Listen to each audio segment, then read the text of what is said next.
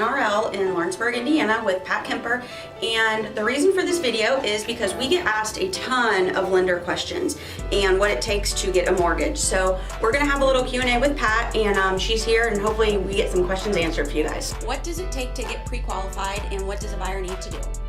Well, Ashley, all it takes is really just a quick phone call, and we just get some basic information such as employment, assets, rental history. You can either call this information into us, it takes about 10 minutes, or you can apply online, or you can do it via email.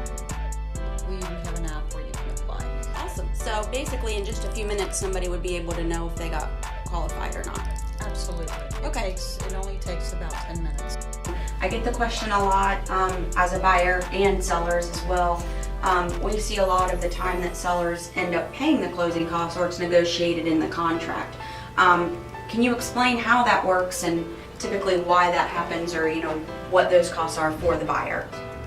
Our fees that the lender needs to pay out in order to close that mortgage. Are you equipped to close loans in-house? We are, Ashley. We also underwrite our loans in-house. We also process our loans in-house. So in Lawrenceburg office here at NRL, we have 5 people on the team to get the loan to closing from start to finish. And I've got over 37 years. What are the steps a buyer should usually take, probably 12 months before they know they're going to buy a home? They should look at their credit history, and if they have any debts that they want to eliminate before they purchase a home, they should really try to make sure that they have enough money to be able to make the mortgage payment in retrospect to the payments that they are making.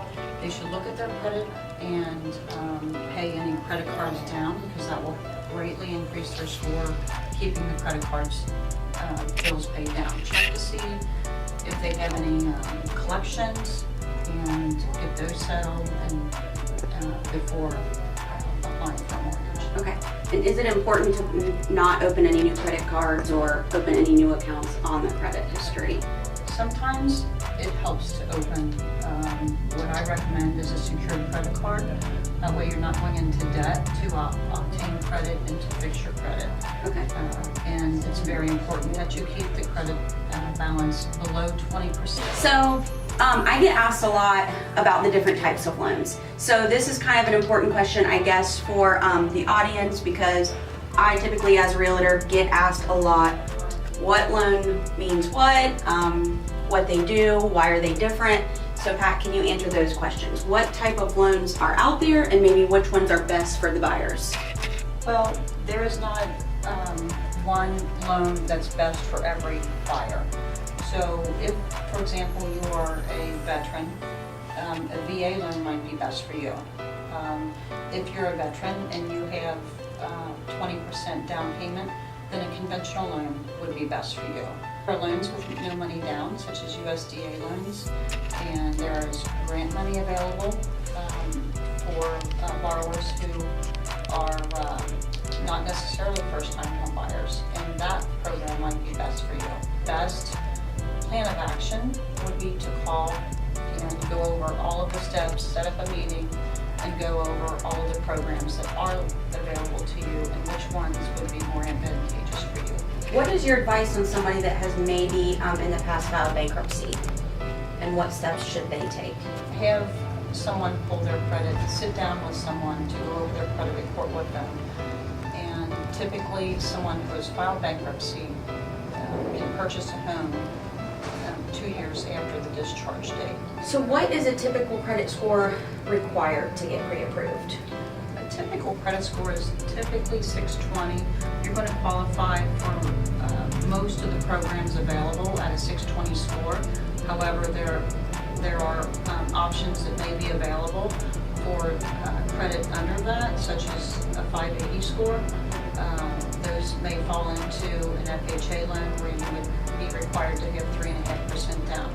Does a buyer typically need to have cash down to buy a home, or cash in the bank? I think it's important that a buyer has personally an emergency fund in the bank, and an emergency fund could be $1,000. No, a buyer does not need to have any money in the bank in order to purchase a home. So what documents are needed to apply for a mortgage? So if someone calls me to get pre-approved, I get all of their information verbally, and then I request a list of documents that they can provide to us. And that would be 2 years tax returns, 1 month of most recent pay stubs, the last 2 months of actual bank statements, their checking and savings, and 401k accounts. We do get copies of driver's license, social security cards, their landlord information, and their employment information for the past 2 years. We have seen an insane market in the last year. I get a lot of questions about the interest rate, what it's doing, what to expect, what the 2019 market is going to do as far as the lending side. Pat, what is your opinion on that? I think the rates are going to stay in the 5s this year. I think a good rate is going to be in the low 5s, and the Mortgage Bankers Association is predicting a 0.5% to 0.6% increase this year in interest rates. 2019 is going to be a great year. We've seen a lot of activity already since January, and we are really excited about the things to come. Buying a home is really stressful and it takes a lot of hard work, but me and Pat are both here to help you and get you to the closing table. So if you have any questions, please feel free to reach out to me or Pat. Contact info will be linked in the comments below. Thanks, guys.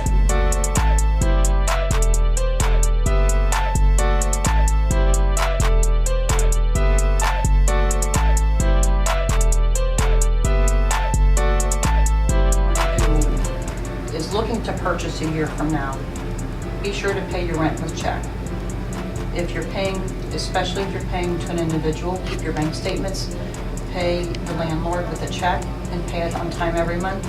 Make sure they cash that check immediately so that rent payment can be documented later.